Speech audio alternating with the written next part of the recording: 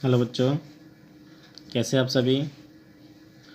Class 9th के students जिनकी NCERT की बुक्स चल रही है, उसमें बच्चों ने पोएम पढ़ी थी, रिस्क पोएम पढ़ी थी। तो इस रिस्क पोएम का हम क्या करेंगे बच्चों, एक्सप्लेनेशन करेंगे। और एक्सप्लेनेशन कैसा होगा, एक ऐसा फॉर्मेट है जिसमें सभी लाइंस का हम इसमें कवर करेंगे। सभी लाइंस अपनी एक ही एक्सप्लेनेशन में कंप्लीट हो जाएगी। ठीक है, तो तैयार हो जाइए आप सभी। तो देखिए बच्चों, पोएम है हमारी रिस्क। रिस्क पोएम का हम एक्सप्लेनेशन करेंगे, रेफरेंस करेंगे, कॉन्टेक्स्ट करेंगे। तो सारी बातें बताऊँ। देखो, आपको पता है ये किसकी लिखी हुई है। ये लिखी हुई है बच्चों जेनेट रैंड के द्वारा। जेनेट रैंड, ठीक है। दिख रहा है, आपको क्लियर दिख रहा है सभी को। देखो, मैं जो बता रहा हूँ बच्चों, लिख के बता रहा हूँ आपको। आप जो है अपनी कॉपी में, आप भी मेरे जैसे जो है कॉपी सुन करके भी लिख सकते हैं, देख करके भी लिख सकते हैं। ठीक है। तो देख, किसी भी पोएम का जब हम एक्सप्लेनेशन करेंगे तो आप ध्यान रखिए हमें क्या क्या करना होता है। देखो, पोएम का रेफरेंस करना होता है। क्या करना होता है, पोएम का रेफरेंस करना होता है। रेफरेंस के बाद बच्चों हमें करना होता है कॉन्टेक्स्ट। ठीक है। उसके बाद हमें करना होता है इसमें एक्सप्लेनेशन। Explanation NATION। और एक होता है बच्चों इसका, वो होता है कॉन्क्लूजन। क्या होता है, कॉन्क्लूजन। SION, ठीक है। वो होता है कॉन्क्लूजन, जिसको आप क्रिटिकल नोट भी कह सकते हैं आप, ऐसी कोई प्रॉब्लम नहीं है। ठीक है। अच्छा, दिख नहीं रहा कॉन्क्लूजन, ठीक है, मैं यहाँ लिख देता हूँ। देखिए, वो होता है एक CONCLUSION। तो देखिए, सबसे पहले हम जो करेंगे बच्चों इसमें, वो करेंगे रेफरेंस। क्या करेंगे, रेफरेंस। REFERENCE। रेफरेंस होता है बच्चों संदर्भ। किसी भी पोएम का हम रेफरेंस जो करते हैं तो उसमें क्या होता है, स्टार्टिंग लाइन देखो ऐसे होती है, these lines have been, these lines have been taken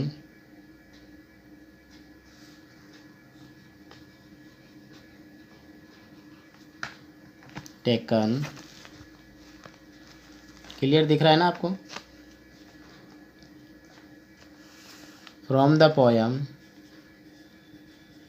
from the poem.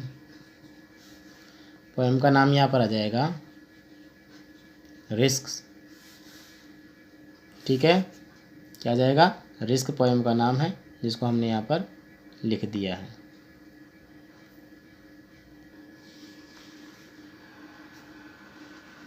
composed by the great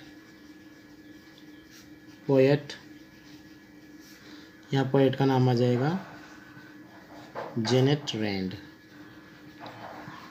ये लीजिए, ये क्या हो गया इसका, ये हो गया रेफरेंस। अब बनाएंगे बच्चे इसका कॉन्टेक्स्ट। क्या बनाएंगे, कॉन्टेक्स्ट।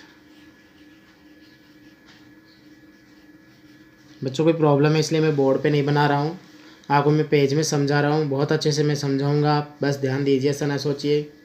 आपको ऐसा ही फील होगा कि मैं बोर्ड पे ही बता रहा हूँ। ठीक है ना। अब देखिए कॉन्टेक्स्ट क्या होता है। ये आप तो संदर्भ, प्रसंग, व्याख्या। तो प्रसंग जो है इसका क्या है, इन दिस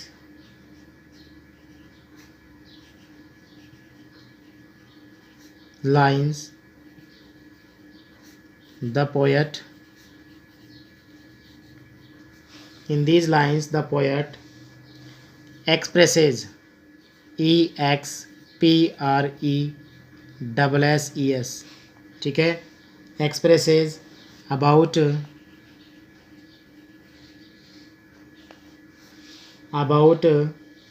the most, क्या करना चाह रहा है यहाँ पर, व्यक्त कर रहा है। इसके अंदर पोएट जो है वो क्या व्यक्त करना चाह रहा है, उस चीज़ को हम लोग देखते हैं कि जो मतलब इन लाइनों के अंदर जो पोएट कहेगा, एक्सप्रेसेज मतलब है जिसको हम बोलेंगे ना, द पोएट जो है in this line the poet expresses his ideas about risk.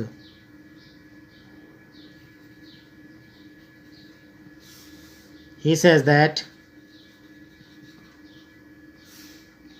that वो क्या बोलता है वो, without risk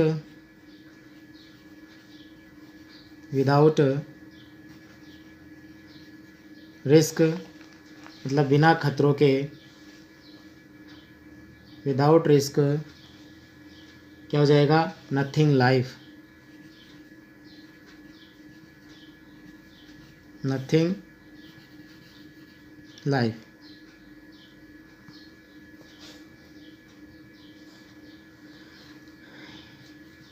He expresses his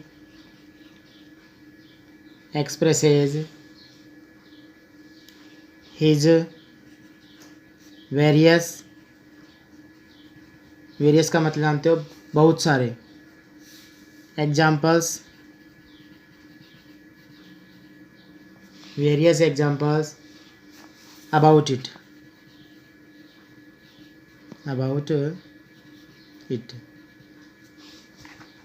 ठीक है, क्लियर दिख रहा है ना आपको?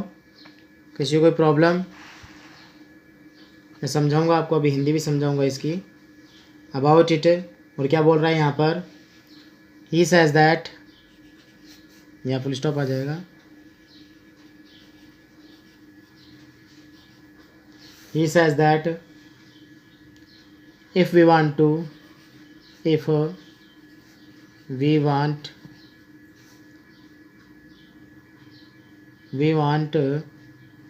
do something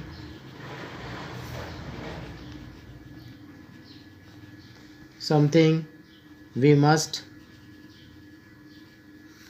take risk.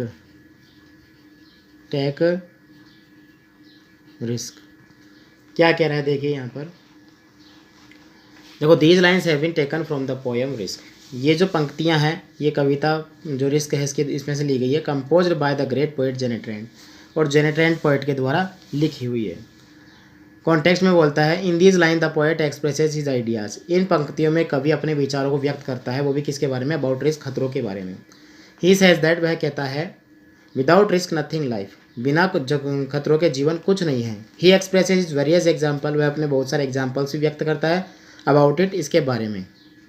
ठीक है. He says that if we want to do something we must take risk. अगर हम कुछ भी करना चाहें अपने जीवन में तो हमें जोखिम या खतरा लेना ही पड़ेगा. समझ गए? आप करेंगे इसका एक्सप्लेनेशन. EXPLANATION. एक्सप्लेनेशन का मतलब होता है व्याख्या. तो देखिए बच्चों, इसकी व्याख्या क्या है. सही दिख रहा है ना आपको? बिल्कुल सही दिखेगा, कोई प्रॉब्लम नहीं है. In these lines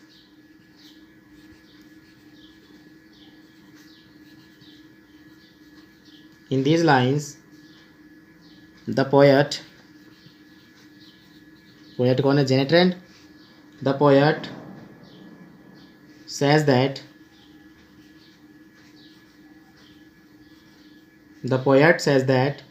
we can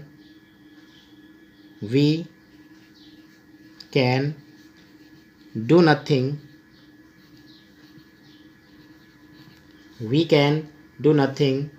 without taking risk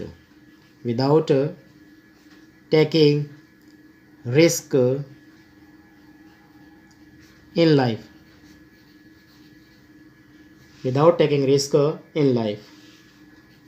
कह रहा है poet, life is full of, जीवन क्या है, फुल ऑफ रिस्क, खतरों से भरा हुआ है. Life is full of risk, but it is, देखिए, life is full of risk but it is necessary, मतलब आवश्यक है. It is very necessary. It is very necessary to take risk in life. अभी मैं आपको इसका अर्थ ही बताऊंगा. To take risk in life, even in laughing, जैसे कि पोइट ने बताया था, हमने पोएम में देखा था हमने. Even in laughing, weeping, WEEPING, laughing, weeping, और क्या बोल रहे हैं यहाँ पर, helping others, and in expressing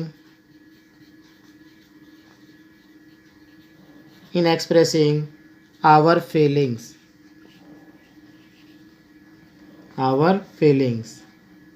and in everything. तो पोएट ऐसे ही बोल रहा है, हर एक चीज़ में रिस्क है, हर एक कार्य में, हर एक चीज़ में रिस्क है. तो देखिए क्या बोल रहा है पोएट. जो क्लियर नहीं आ रहा मैं क्लियर करूँगा वीडियो को, टेंशन मत लीजिए आप. थोड़ा सा एक इमरजेंसी में एक टाइम नहीं मिल पाया तो मैं इस पेज पे बना रहा हूँ. कोशिश करूँगा कि बोर्ड पे ही बनाऊँ, बोर्ड पे समझाऊँ मैं आपको, ठीक है ना.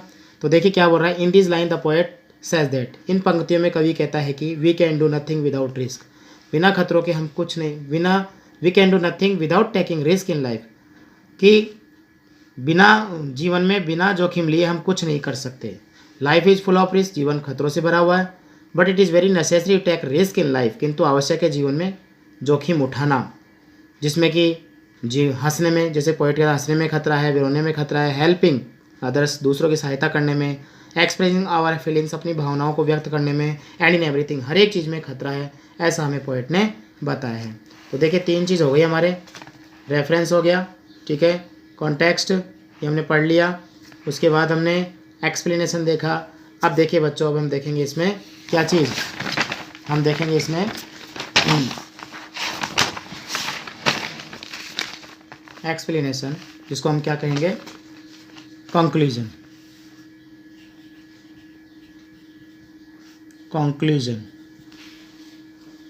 कंक्लूजन का मतलब होता है बच्चों उपसंहार, यानी कि निष्कर्ष, जिसको हम कह सकते हैं. क्या होता है, निष्कर्ष. तो निष्कर्ष देखिए क्या होता है इसमें, बहुत ईजी है. हम लिखेंगे इट इज़, क्या लिखेंगे, it is a short poem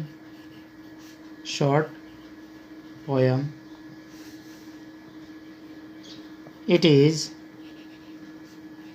a love poem,